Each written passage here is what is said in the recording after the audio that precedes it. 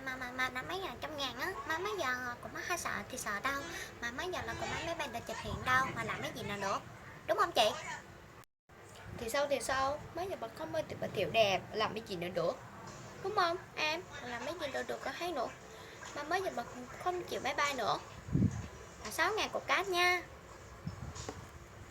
Đúng rồi, mà nó không ăn được thì đâu, đừng có làm miếng chiến, làm cái gì nữa được có hay nữa, làm cái gì nữa được có thấy thôi. Mà mới giờ đừng có tiệc đẹp nữa, mới giờ đừng có tiệc đẹp, sống gì mà xấu hoài, mà mới giờ mà cũng hơi đẹp mà, đúng không? Không lẽ cái con mèo này là hôm nay là 10.000 đồng nữa?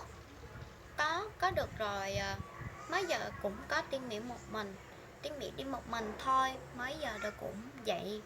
Được con mèo ở trong tủ, con mèo ở dưới đất 16.000 đúng không? Xa rồi, mà nó không mà tiệc đẹp nữa, mấy giờ nó cũng hay đẹp nữa, mấy giờ nó con mèo hôm nay 16.000 thôi à. Ôi trời đất ơi, má ơi là má. Trời đất, con chó ở dưới đất không phải là con mèo ở dưới đất nữa, má ơi là má gì? Má giờ mà kệ tôi thôi.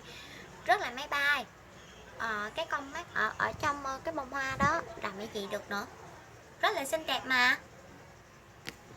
Bà không chịu gì thôi, mới giờ được cũng bà không chịu vậy thôi. Ba ba ba ba ba ba ba ba ba ba ba. Điện thoại này nó hôm nay ngày nó mấy ngàn vậy trời? Điện thoại iPhone với lại điện thoại Samsung này 16.000 đồng. Gì cô? 16.000 chứ, mấy giờ là cũng có nằm 16.000, không có xem video này nữa. Thứ hai là mà nó không mà chặn giá, đừng có bất ngờ nữa.